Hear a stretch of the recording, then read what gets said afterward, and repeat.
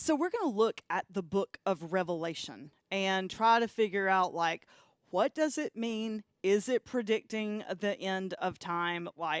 Is the war in Ukraine with Russia, is that like one of the signs or something that's happening?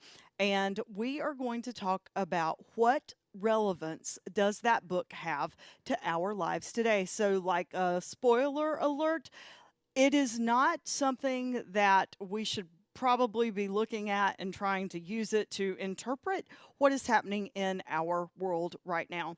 In fact, the reason that we think about that is because of one of the ways of understanding that book of scripture. Revelation's found, it's the last book in the Bible, and it is in the New Testament, and it was written by a guy named John.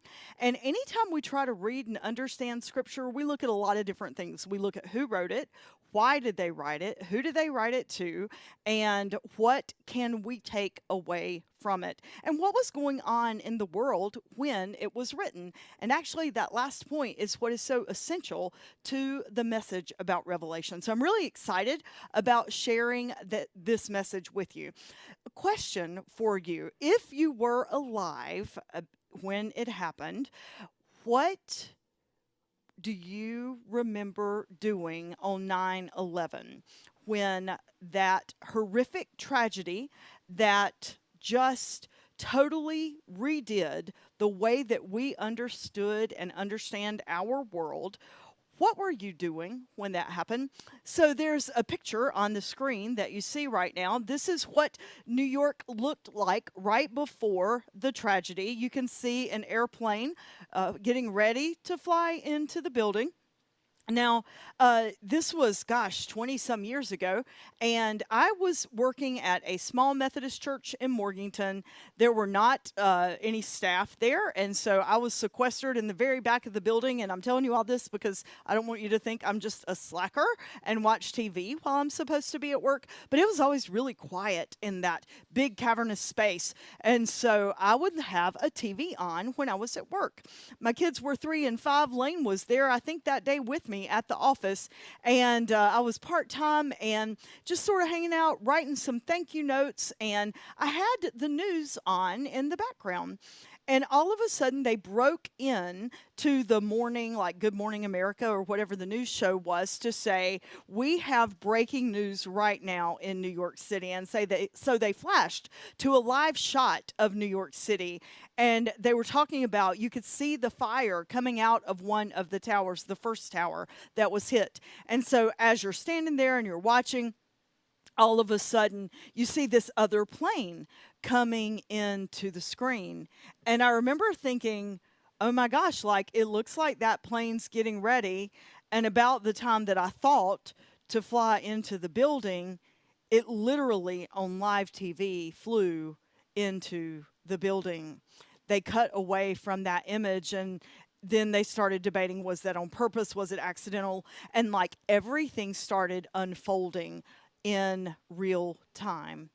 We, came to learn what horrific plan and plot caused that to happen. And we learned that it would change and alter who we are and how we go through life forever. Travel will never be the same again. TSA has whole new meaning, and going through airports, and it changed everything. Now, I want you to pause on that thought for just a minute. And I want to tell you just a little bit about West. I'm Andrea, the pastor. And here at West, we have 5 different campuses. We have this campus. We have you, the on-demand listeners who are joining with us. And you come in and you check out the message. You are a part of our online church, our online campus, at whatever place and space you want to be a part. We would love to be in dialogue with you. And so you can email us, email Lindsay, LINDSAY, at headingwest.org, or info at headingwest.org. Let us know that you're here and that you want to be a part of our ongoing dialogue and ministries. And you can read our devotions and that kind of stuff. We have ways for you to be in community, ways for you to help out your community, no matter where you're located. So we have this online church, right? And then at 10 a.m. at Lake Norman High School, we have a group of people that gathers together and worships in person. We also have live stream at 9 a.m. on Sunday mornings. We have this thing called Growth Co. It's for 20 and 30-year-olds, and they are engaging in exploring faith, but not religion. Like, they're done with religion, they're done with the institutional church, but they really believe that there's more to life than just a meaningless existence. So they're exploring what that means and God and love, and they're doing that together with freedom to explore ideas and conversations together. So we have that Growth Co. And then we also have this thing called Amped. And you're going to hear about that a little later in the message. But it is geared toward children.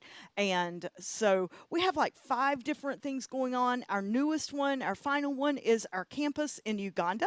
We went over there not too long ago and met the launch team. And it was amazing. It rekindled my calling to be in ministry.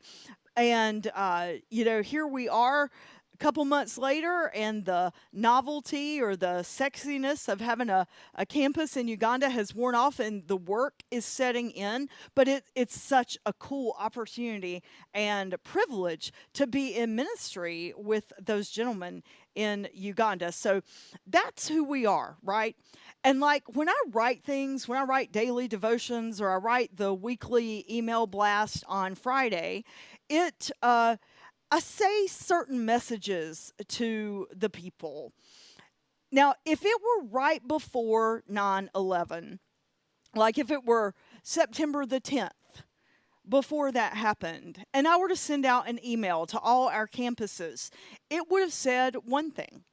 And then if I would have written on 9/12, the whole theme of the message, the urgency, the passion, the words, the message, it would have been completely, completely different because the world changed, right? Like, and not just a little change, horrific, drastic change. And it changed everything. And so the way that I would talk to the churches, the campuses moving forward would be very different than how it had been before. I really want you to keep that example in mind as we think about the book of Revelation, because actually there's a huge parallel between the two. So this guy by the name of John, who was an avid follower of Christ, John authored and penned the book of Revelation. Now, John was not thinking about us 2,000 years later and trying to predict the war between Russia and Ukraine or the pandemic or, any political figure that you think might have been the Antichrist. That was not his point. John was writing to 7 churches. So I want you to take a look at this map for just a minute. On this map, you see the 7 churches, and they're located in what was known at the time as Asia Minor. And these 7 churches had been started after the after the time of Christ. And there was a lot of stuff going on in the world then. So Paul, actually, the Apostle Paul, the one that had his blinded by the light on the Damascus Road experience, the Apostle Paul was in prison in Greece, and he was writing letters basically like in a geographical order. And that's what you find in the book of Revelation. You find like a letter to Ephesus, the church in Ephesus, and then to Smyrna. And then you just keep going around, and it ends in a message to Laodicea. And it was called the lukewarm church. Every church had their theme and their stuff that they were dealing with. Just like if I were to write the 5 campuses of West, like I would write you and say, hey, thank you for actually watching this message on demand. You don't have to. You're watching this because you think it might bring some added benefit to your life or to make fun of it. Either way, maybe you're using this as a little TikTok image of bad churches. But odds are you're watching it trying to get something out of it for meaning. And so your purpose for watching and listening is one thing. Now, if I were writing to the group of people that gather at the high school, the message that I would say to them would be very different. Like, I would invite you to go to our Amazon store. We have an Amazon storefront that we put links for things for you to purchase that we use for our people in our community that are food insecure and some of the homeless folks that we are in ministry with. That is your way of helping support the mission and the vision. And so we give you that opportunity. But guess what? Like, that's not as relevant to the people that come in the high school because they bring canned food every week, or they bring different supplies that we give out to folks that are food insecure, or the kindness closet in downtown with sanitary supplies and soap and shampoo. But like, you guys are located everywhere. You folks are located everywhere. You can't just drop by Lake Norman High School on a Sunday morning for an hour and bring us stuff. So the way that I talk to you and the way that I talk to the online people, those are very different messages. And then, like, listen, the things that I would say to our friends in Uganda are not even remotely close to what I would say to us here. Like, I mean, they're lucky if some days they have cell service and electricity. And so they are ministering to people in that community that don't have enough food to eat, the overwhelming majority. And so my message to them would be different than even the ones here. So every church, every campus that I would write would have a different feel. It would be different, written to a different group of people at a different place and time, and that's what John was doing. So he wrote the 7 churches, but the messages to each one were different. There also were like code words, and I'm going to share a few of the words with you in just a minute, but like, he said things that here we are a couple of thousand years later, and we're trying to make it mean things that make sense to us in today's time, and that is not what they were written for. John was trying to communicate with them in a message and a language that they would understand. Example, like in Revelation chapter 2, this is the letter that he wrote to Ephesus. He said, I write this to you, Ephesus, to the angel of the church, the one with 7 stars in his right fist grip, striding through golden 7 lights circle. And Jesus speaks. So now, what in the world with 7 stars in his right first grip? So 7 stars was symbolic of the 7 churches, and his right fist, like we know that God doesn't have a fist. And so there's so much beautiful imagery in the words and the language, but like, we have tried to make it be something that it isn't. And so I would invite you for just a minute to take a step back from whatever interpretation you have of Revelation, and let's look at it from a theological, scholarly point of view. Now, back in the early 1970s, they released this movie, and it had this theme song called I Wish We'd All Been Ready. I'm pretty sure every Baptist church or Primitive Baptist church or whatever around sang that song as one of their special songs. And it had lyrics like 2 men walking on a bridge, one left and left the other one standing still. I wish we'd all been ready. A husband and a wife get ready to start their day, and then one realizes that they are alone. I wish we'd all been ready. Well, do you know what the all been ready was about? Well, it was about the rapture, the end of time as predicted in the book of Revelation. And so they released this movie in the early 70s. And it was based on this idea that actually is known to be the idealist idea that it is going to all just come into being in our time. And I'm sorry, not idealist, the futurist. Like, it's going to all come into happening, and like, let's look at it and let's study these signs and these signals, and then let's draw parallels to them. And that's like what the predominant way of thought was back in the early to mid 70s. And so they released this movie and this song, and it was shown in all these churches. I was about 7 or 8 years old at the time time, my mom had just tragically died in the middle of a worship service, mind you, in this same space. A few weeks later, I'm in the middle of my grief, which I didn't even know that I was grieving as a little girl, but they gather us together in this church on Sunday night and they show this movie. And I'm thinking, oh, a movie, fun. This is going to be awesome. And it's this movie about the end of time. And like, people are seen doing things, and then all of a sudden one's there and one's not. And then the years of tribulation happen after, and that's in the movie. And like at the end, it's like, don't you wish you'd been ready? And being ready means that you've accepted Jesus as your Lord and Savior. And so you better like come down front and commit your life to God and to Jesus, and you better not do anything wrong. You better not sin. And so then like the predominant theological thought was bent around how not to sin, not how to be in love with God, how to experience God's grace, how to walk in the way that leads to life, which means like don't sin, but just it was fear-based, and it was about you better do this, or when this happens, you're out of luck. Like you're going to be the one stuck here during the tribulation, and all the good people have been whisked away to go be with God.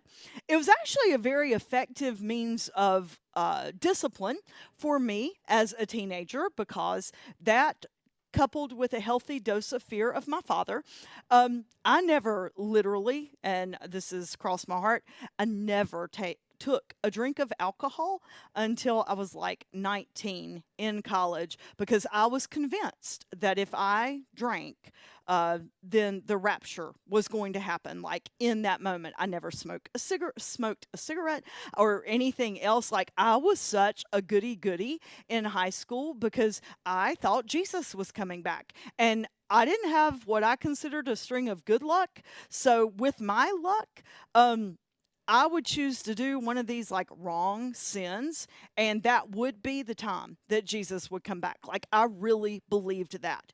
And so, I go through high school, I go through college, Jesus has not come back yet. I keep hearing about Jesus coming back, but then I also joined a United Methodist church and read the Bible through with disciple Bible study, and then I started going to seminary, and then literally everything that I thought was true or I understood ended up being challenged and pushed, and I was pushed to see it in a new way.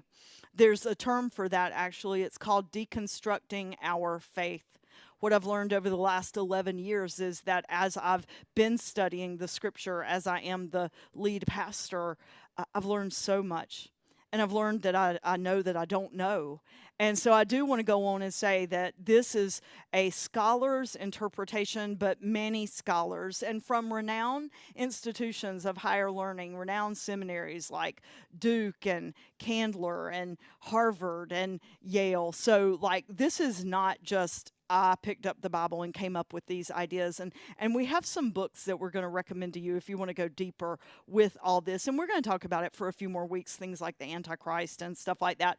But the bottom line is there were 4 different ways of looking at it. There's like, okay, this is predicting everything that's going to get ready to happen, and you try to plug that in.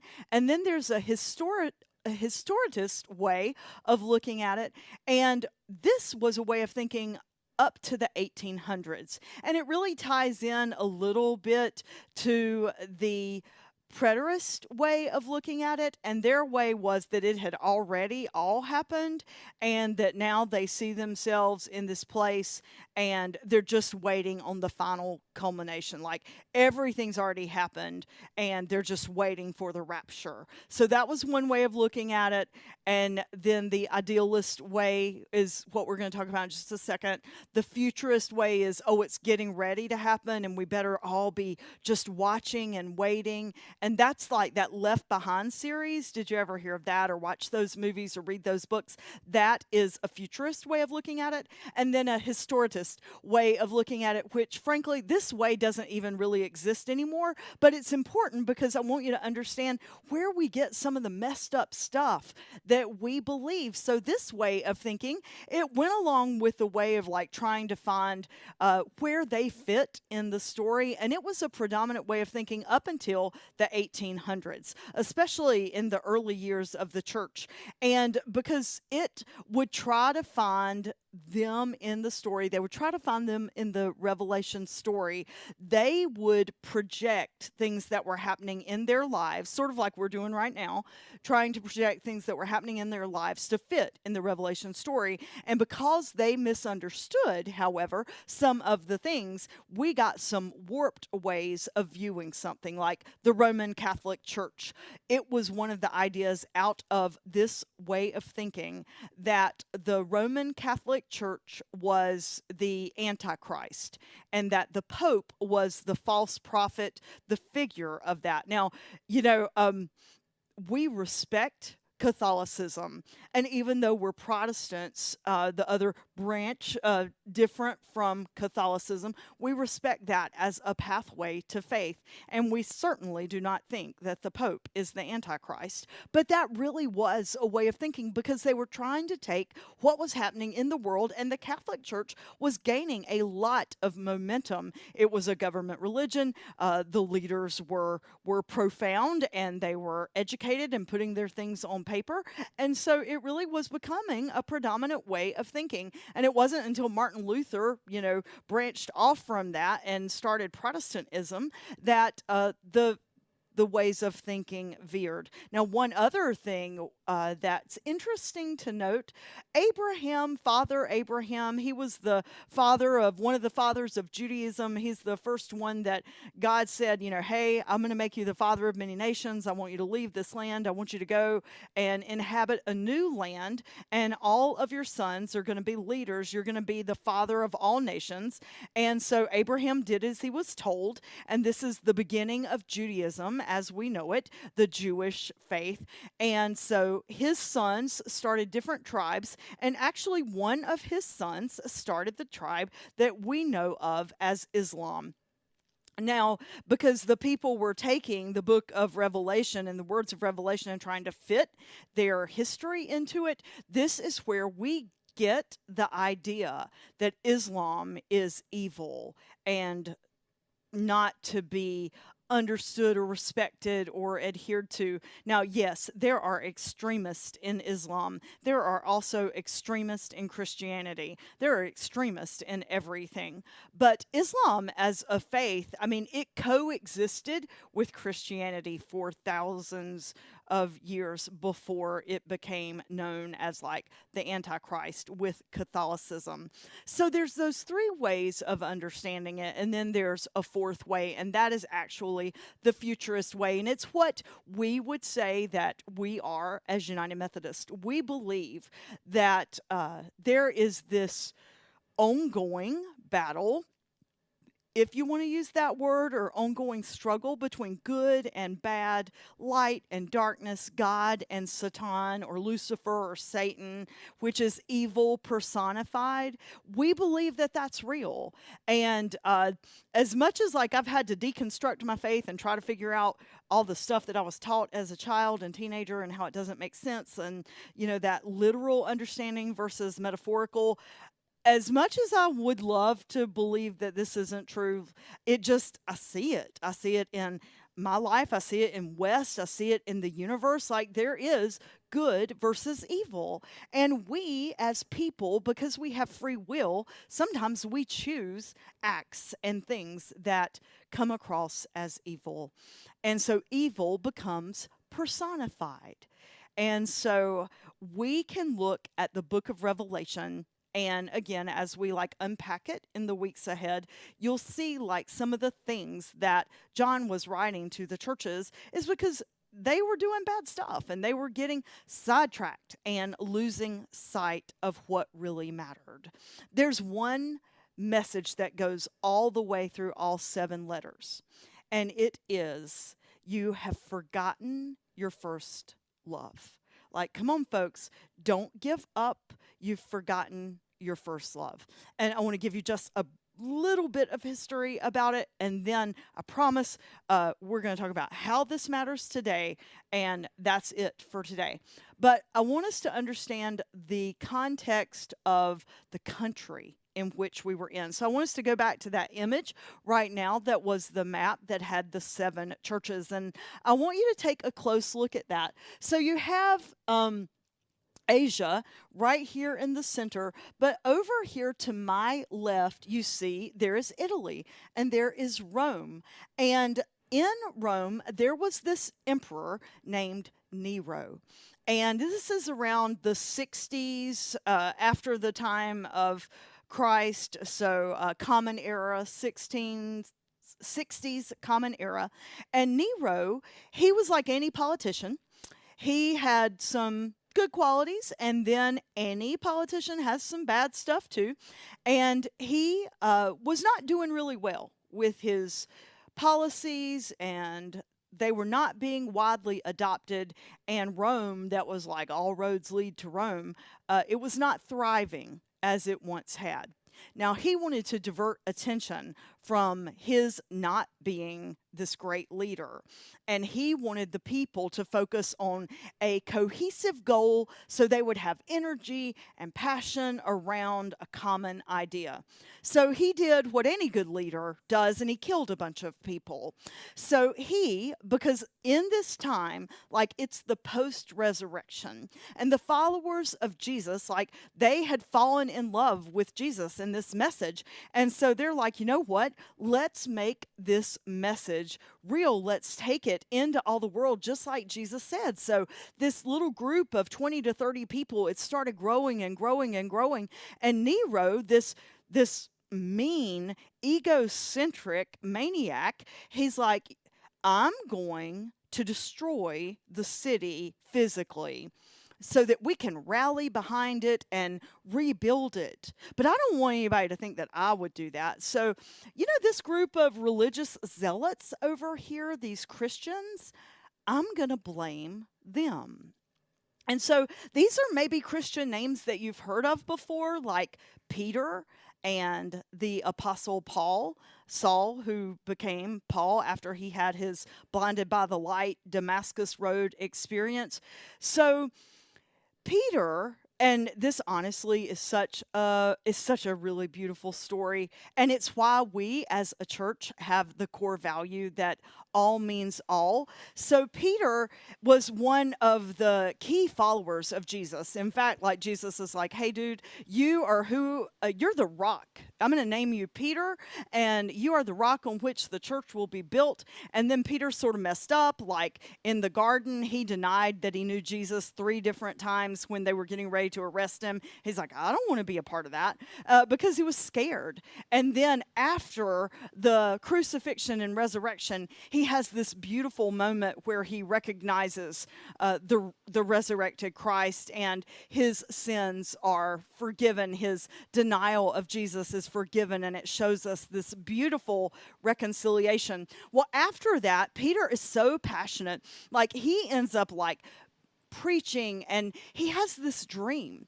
And in this dream, so there was this idea when they were trying to form the early church, like, circumcision was a thing back then, and I really don't want to talk about that a lot, but circumcision, and if you were circumcised, then you couldn't be Jewish, and if you weren't circumcised, then the new followers of Jesus, they didn't really want you to be a part of their group. And can you imagine if, like, being a part of a faith community was based around our anatomy and what we had done to it? I think that would be really awkward, and I can't imagine, like, what that first-time guest filling out form would be like. Hey, have you had this done and this done and this done? That would be bad. But that's what they were arguing about back then, because they wanted to do it right. They loved Jesus so much. They wanted to start this church and do it really well. And so they were arguing about who could be in and who couldn't. And one of the key issues was around circumcision. Another one of the issues was around what they could eat, if foods were clean or unclean, and all that kind of stuff, traced back to the Jewish laws, because we can't forget, right? Like, these people were Jewish. Peter and Jesus, they followed the Jewish tradition and the Jewish laws. But Jesus is like, hey, just a little point here. People are more important than the laws, and always remember that. So after Jesus is killed and he resurrects, and they're trying to take his message and make it global, Peter has this dream, and in his dream, like, this carpet descends from the heavens, and on this carpet are all different kinds of animals and all this kind of stuff, and all these different types of food. And he hears this voice, which is God, say to him, everything is okay. Like, you can eat from everything, that there's no clean and unclean, that everything is a creation of God. And so partake of everything and recognize that all is a gift from the Creator. And that's where then the subsequent followers of this message would come up with the words, and I hope you've heard these before, but like, there's no difference between slave nor free. It's why we don't believe in slavery. There's no difference between male or female, that we're equals in this together. There's no difference between Jew nor Greek, or Jew nor Gentile, or circumcised or uncircumcised, that we are all one in the Christ. We're all one together. Peter has that dream. He starts sharing that message. 500 people end up baptized following this faith. And then Nero, like, he blames them for burning down the city. He blames Peter and he blames Paul. And so they end up crucifying Peter upside down. They end up beheading Paul. And Nero leads this massacre of Christians. One of the things that I think is really cool, because like, when I had to deconstruct my faith, I didn't know like what's real, what's not real. I'm so confused. Like, I always thought everything was literal, and now I'm learning that it isn't. And so how is any of it real? One of the things that is powerful is when history, like ancient history of the world, coincides with spiritual or religious history. And this is one of those examples. So whether you believe in God and Jesus and all that stuff, the historians of the time of Nero write about these stories. And these historians were not religious leaders. They were just merely telling the story. And so one of them writes about how they would take the hides of animals and hang them on the people, like Peter when he was crucified, and then the dogs would come and torture them for hours. And then later that night, they would start burning them at the stake or burning them on the cross, but they would let them burn for hours so that they could have light to find their way back on the paths home. I mean, it was horrific, the torture that they put under the Christians under. And so imagine if you're a Christian and all of a sudden your people are being tortured. So go back to 9/11. What if you were one of the ones that was able to get out of the building? And like, because there were some or others that hadn't gotten there yet. Like, after that happened, would you have wanted to just, go right back in the next day and just pretend like, oh, it's all good? No. And in fact, like, it was a really big deal when folks in that city at that time started resuming life in a new normal, because there was no way that it would ever be normal again. Those were huge landmarks of that city, and they had been destroyed by evil. I mean, there were work teams there for months and months and months looking to recover bodies. So what if you're one of the people that was a part of that, but you weren't there? Like, somebody would have to say something to you to convince you that all somehow is going to be well. Even though it doesn't feel well, it will all be well. Well, that's what John was trying to do when he wrote the book of Revelation. He's like, look, I know that hundreds of people are being massacred by the government. And at the same time that all that was happening in Rome, over in Jerusalem, the Jews had revolted, and ultimately that led to the fall of the temple of Jerusalem. Like, they got wiped out, and over a 3-year span, 1 million Jews were killed in their war with the Babylonians. So you've got two different wars going on at the same time in two different parts, but these churches are right in the middle of these two different parts. And so you've got a guy named John writing them and saying, look, it's going to be all right. Maybe not right now, but in the end, like, we have to remember, evil won't win, good wins, love wins, God wins, and it will be okay in the end. And so in each letter, he writes them words of encouragement and says some good things to them. And then he says, all right, hey, look, I think you're missing the mark just a little, because guess what? Some of those folks that lived in those areas, they were worshiping the paganistic gods. And so the emperors would actually build a temple to the gods, and not Yahweh, but to the gods, like the god of the moon and the god of the sun and the god of all gods. They would build a temple for the gods, and then they would build a temple for the emperor right next to that.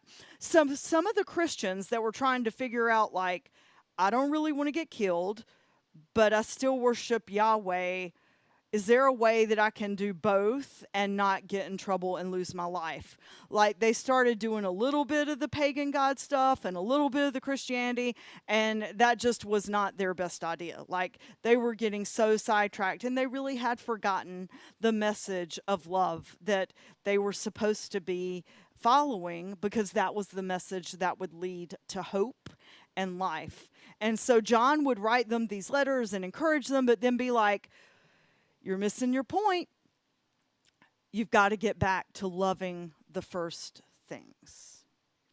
And that's why I wrote the letters. And there's 7 letters. They're different. The messages are different in each one. And we're going to look at those a little more in depth in the upcoming weeks. So what's this got anything to do with us today? Well, other than I would appreciate if maybe we didn't spend a lot of our time trying to predict if the war in Ukraine is actually in Revelation chapter 5, verse 7, because that is a waste of our mental energy, and we could be doing a lot more good in the world than trying to, like, correlate things in Revelation with current happenings.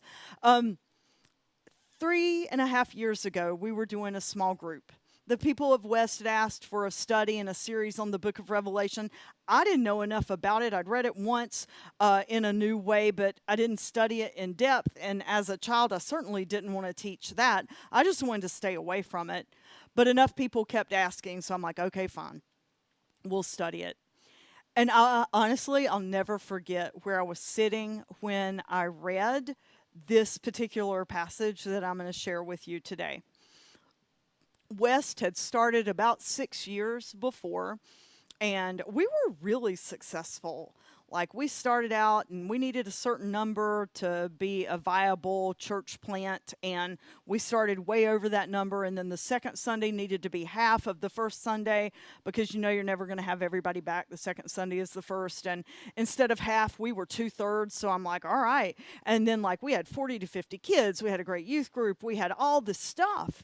And as time went by, we, under my leadership, so it's not like I blame anybody else, this is on me, we forgot our first love.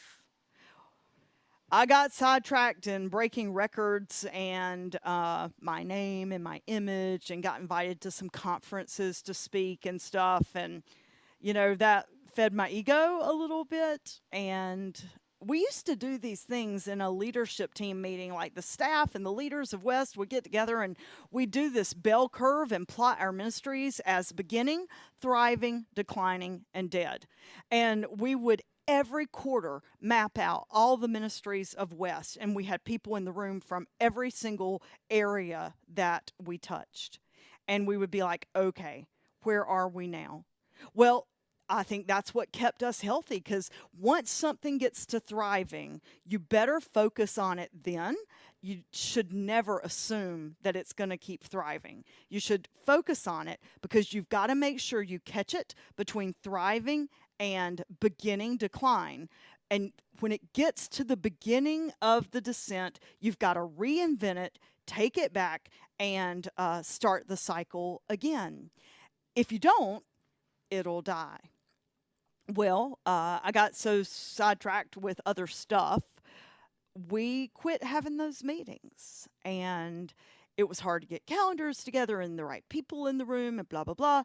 And so we stopped having the meetings. And our key ministry, to no fault of the volunteers, but the world kept changing. Like when we launched West, we were cutting edge with how to do children's ministry. We were modeling it after Andy Stanley's church in Atlanta, and it was dynamic, and it had actors and music and a band and lights and anything other than like traditional Sunday school. And you know what? It was great for the first 4 years. But then the world kept changing, and things that were novel weren't novel anymore. And kids had sports teams and commitments on Sunday mornings that took them out of church. Like my kids played travel soccer. Lane missed a lot of church, and we wanted her to be able to do something that she was passionate about beyond church, so we were okay with that. Well, guess what? If that's happening with my kid, it's happening with lots of kids. And we did not reinvent our children's ministry to accommodate a world where Sunday morning was no longer the magic worship hour. Long story short, our ministry crashed and burned. What was our, hallmark ministry ended up being dead. I think we had like 1 to 3 kids. We had families that would come and say they loved the worship experience, but we didn't have kids. And so we hired a staff person that we expected to do their own resurrection. And we were in the middle of trying to figure out what that would look like. And the pandemic happened. And honestly, the pandemic, although it has been horrific in a lot of ways, we always try to look at things that are bad and see what we can learn from them and how we can use them to grow closer to God. And we did with COVID, because we had to pivot and we had to totally change our children's ministry. But right before the pandemic happened, I'm sitting in my bedroom and I'm reading and studying, and I read these words from Revelation. I see what you've done. And John's telling them that this is the message to them from Jesus. I see what you've done, your hard work, and your refusal to quit. And I know you cannot stomach evil, and that you weed out all the false prophets and false apostles. I know your persistence and your courage, and that you never wear out. But you've walked away from your first love. And why? What is going on with you anyway? Do you have any idea about how far you've fallen? You have had a Lucifer fall. Turn back and recover your dear early love, and there is no time to waste, for I am well on my way to removing your light from the golden circle. Now, if we read that and we're trying to make that be current times, are we the Ukraine and Jesus is removing our light from the circle because we're being wiped out? And that's like that false way of reading Revelation. They were talking about the 7 churches and that they were the circle. And so John's like, look, if you don't get your crap together, you're not going to be one of the 7 churches. You're going to die. You're going to disband. It's not going to be a legit movement anymore. So you need to get back to your first love. When I read those words, I'm like, oh my gosh, that's what's happened. I have gotten sidetracked and focused on things that are not of God. They're things that are of statistics and salaries and numbers and politics. And I've lost leading us to our first love. It was a goosebump moment for me because I knew that we had to shift and change. And the good news is, like, we started, and then the pandemic happened and forced us to do it even quicker than we probably would have on our own. Remember, I told you we have AMPed as one of our campuses? It has over 70 children in it. We've never had 70 children, nor have we ever been a people of diversity. And AMPed is a diverse ministry, and we're really passionate about that because we don't believe that there is a difference in skin color. But we're a white church, even though that's not what we aim to be. And AMPed, like, these are not just numbers on a piece of paper. These are real families with real lives. Right after Christmas, one of the AMPed families, the dad got COVID and ended up being on a ventilator. And they don't have any family in the area. And they reached out because AMPed is our faith-based character development program. And they reached out to Lindsay, and who was doing AMPed right at that time. And they said, we just need you to pray for us. Like, he's in critical care and we're not sure he's going to make it. And because we're the church, a group of people trying to share love, we fed that family for a couple of weeks because they didn't have anybody else to help, and they needed help. They had 3 kids and a dad that was dying and a mom that had been displaced from her job because of the pandemic. And so we gave them meals for a couple of weeks. He ended up healing and going home. At the egg hunt a few weeks ago, there was this family, and they were coming through, and I was introducing myself to them. I'm like, and hey, here's our AMPed box, and blah, blah, blah. And they're like, oh, yeah, we helped pack them. I'm like, They're like, oh, yeah, we helped pack them. I want to show you an AMPed box. This is what we send to the kids every month.